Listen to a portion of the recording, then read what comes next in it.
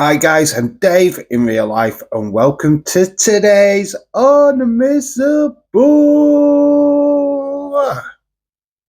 Art. Tag. Yeah, we're straight into hot tag. Obviously, massive things went down at Madison Square Garden. Especially in the main event. Yeah, well, we're going to go to the rest of the show in the Warzone segment. But obviously, this is hot tag, the hot news, the biggest stories coming out of Monday Night Raw. And there's nothing bigger than Roman Reigns' return. I mean, we speculated this in the preview video, which is out on the channel and was yesterday. But to the level that he came out was pretty impressive. He took out Seth, and he literally took him out of the cage, which would eventually lead to CM Punk losing the cage match. Yes, Seth won the cage match. Didn't feel like a winner, though, as he was Superman punched and speared by Roman. Well, it was a pretty good main event, to be honest. We will talk a little bit about the main event in the Warzone segment. But yeah, while this was going off outside the ring, I mean, I didn't even notice him going into the ring. But yeah, Paul Heyman was inside the ring consoling CM Punk. Probably just explaining, sorry, we cost you the match. We're not here for you. Deepest apologies. But this didn't read that well to Roman. Roman saw Paul Heyman in the ring and snapped. That obviously got Roman to come inside the ring, and yes, he proceeded to throw Punk into the side of the cage, not once, but twice, before spearing him to death. So yeah, Roman Reigns' return. He has taken out both Seth and CM Punk. This is very interesting, and we've already talked about the possible triple threat match at WrestleMania 41. Looks like it's definitely happening now. Roman very much inserting himself into this feud. But I feel like there's another plot twist. Paul Heyman. Obviously, he still owes CM Punk a favour. What that favour will be is very interesting.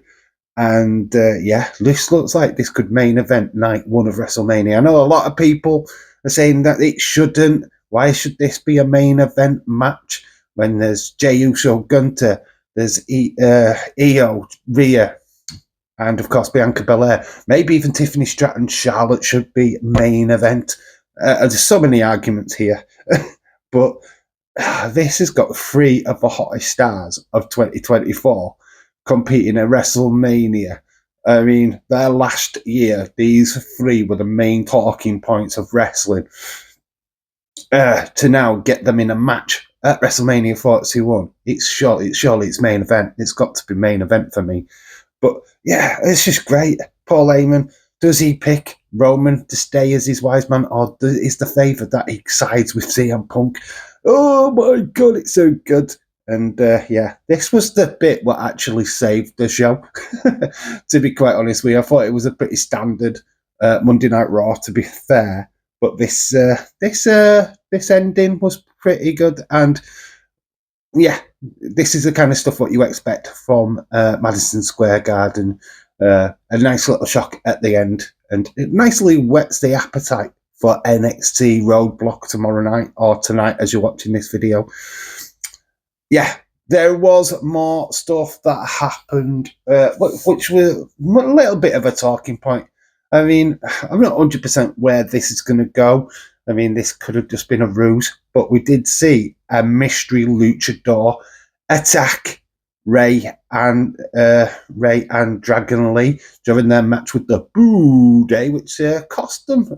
Boo Day won that particular match. Obviously the first thought when we saw this luchador was that it was Chad Gable, Chadador, Lucha Chador, or Chados, El Trados, with some of the names the community came up with in their live stream, which is absolutely brilliant, by the way. Congratulations to you. I think it was Retro D-Man that came out with one of them. and of course James Chadwick, the legend that is James Chadwick. So, yeah, great. We did get a Kathy Kelly interview later. I mean, yes, concentration. Look at the look in the eyes. Yeah, look up. Stop staring. And I know we found it hard in the live stream. But yeah, she talked to Chad backstage. He was adamant that it wasn't him. It's like, no, it can't be me. How is it me? You know what I mean? And Kathy's going, well, he's wearing the same hoodie, the same clothes as you, so it's got to be you. And then we saw security in the background with the masked luchador. Right, so here's like my hot take is that he could have just simply paid somebody backstage to be dressed up as himself, so that it takes all the heat away from him. It's just so weird that he's wearing the exact same outfit as the guy who attacked Rey Mysterio and Dragon Lee in their match earlier. It's very coincidental.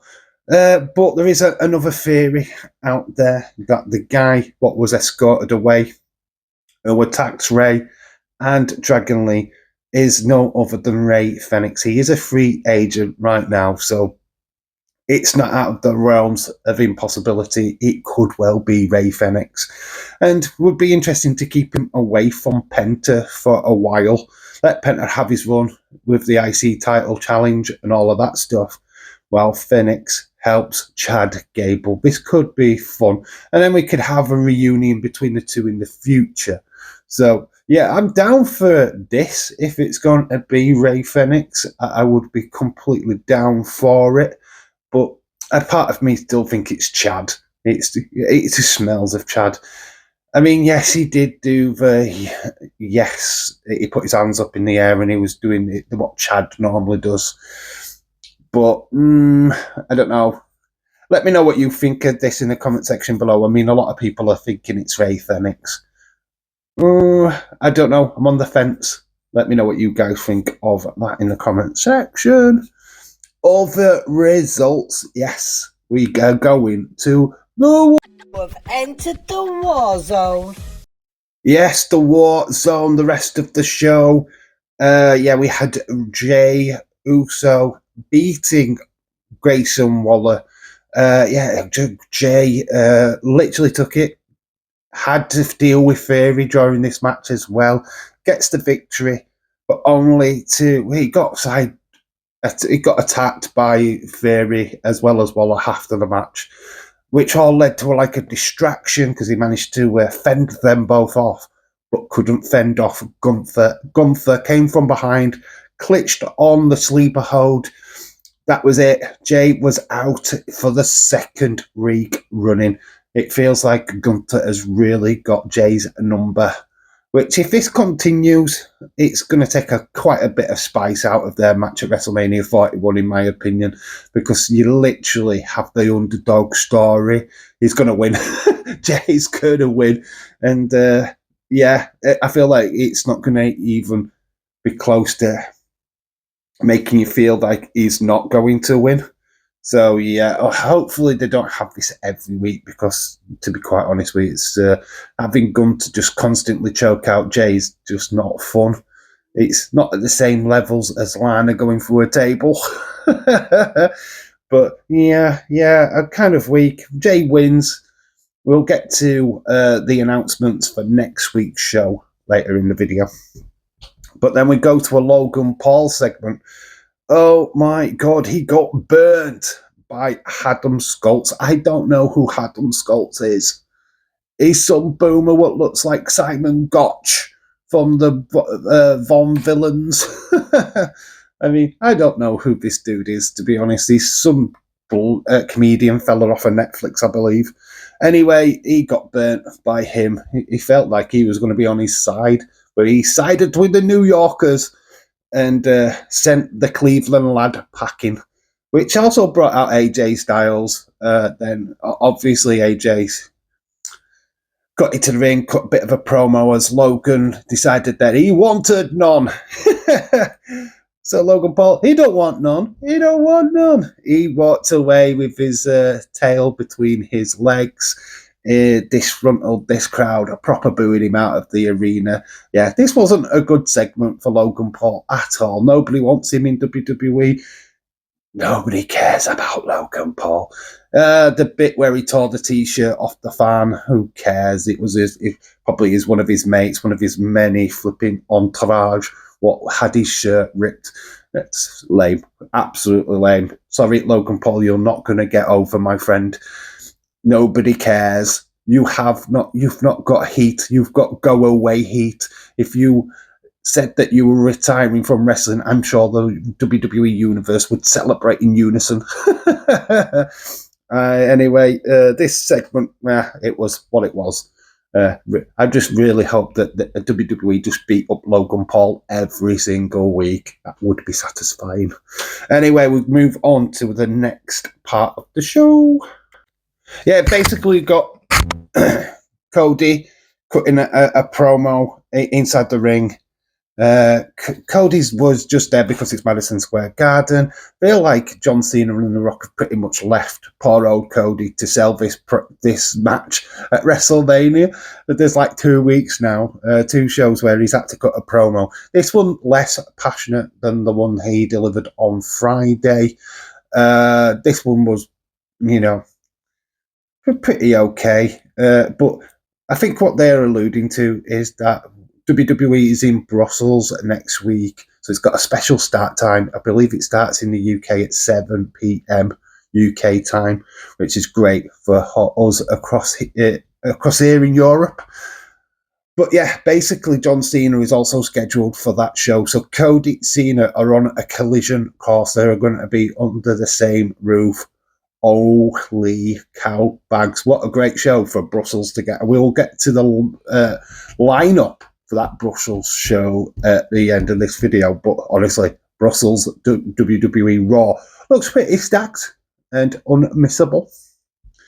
But yeah, we did go to a match after that promo. It was Raquel Rodriguez versus Bayley.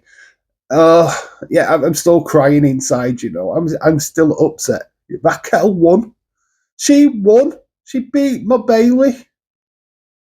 What the hell? She's now #1 contender for the IC Championship, and Lyra Valkyria. I mean, what the flip? What the actual Bayley had to beat off Dominic and Liv, and then plus Raquel. Oh man, Bayley had a lot to do. But yeah, sadly Bayley lost. Dave gave the tissues. Not happy bunny. Oh, not happy bunny at all. But yeah, Raquel won. So there you go. That was the matchup. Io Sky then was in a promo, which called out Bianca, Wonder Woman. And then, yes, Rhea Ripley. Oh, poor old Rhea. She lost the title last week, and she's so upset that she comes storming out to accuse Bianca of costing her the match. Why did you have to come out? Why were you at ringside? Why did you get involved in my match? All of that kind of stuff, so to say. Rio, bless her, was just stood at the side watching these two totally disrespect her. She tried to break it up. She got slapped in the face by Rhea, brutally slapped as well. I mean, Rhea went to town on poor heel, bless. And then she tried again to only get side-swiped by Wonder Woman, Bianca. Poor old Io. You just don't put Io in the corner. You just don't. And this is why Io had enough. And boom, you get a slap. You get a slap. She slapped the taste right out of Rhea and Bianca's mouth. This was epic. What a great little segment this was. It wasn't overly done. Obviously, we are alluding to a triple threat match at WrestleMania 41 between Io Sky, Bianca Belair, and, of course, Rhea Ripley. What was fascinating is that Rhea used, why are you getting involved in my match when you should be concentrating on what's happening between Jade and Naomi? This really did fire up Bianca. Which it was a cool little line. I'm glad that they acknowledged it, because they could have just skirted around it and just left that storyline for SmackDown. But Yeah, they did go to it in this match, in this segment. Yeah, there was the main event. Obviously, we're going to talk about this for a little brief while. Seth versus CM Punk. Yeah, other than the Roman Reigns bit, which we've already covered in the hot tag segment, there was a bit which I thought was very interesting and very noteworthy. Is that Seth and CM Punk literally flipped each other off during the match. Even F-bomb was mouthed by CM Punk. The flipping of the fingers, basically the one-fingered salute, got blanked out by Netflix.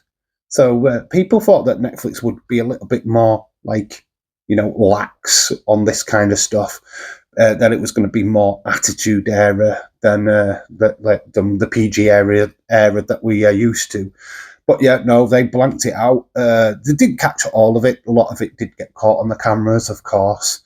But yeah, they tried their best to blank out the middle finger, which is insane. Imagine during the Attitude Era, they tried to do that with Stone Cold. You just have to blank out the entire Stone Cold Steve Austin segments. You just wouldn't be able to show any of it. It's like, no, can't show it. So yeah, you'd only see Stone Cold in the live audience. But yeah, I don't know what I feel about this. I mean, come on, middle finger. Is it that bad? I mean, we seem to be doing that a lot lately. Middle fingers everywhere.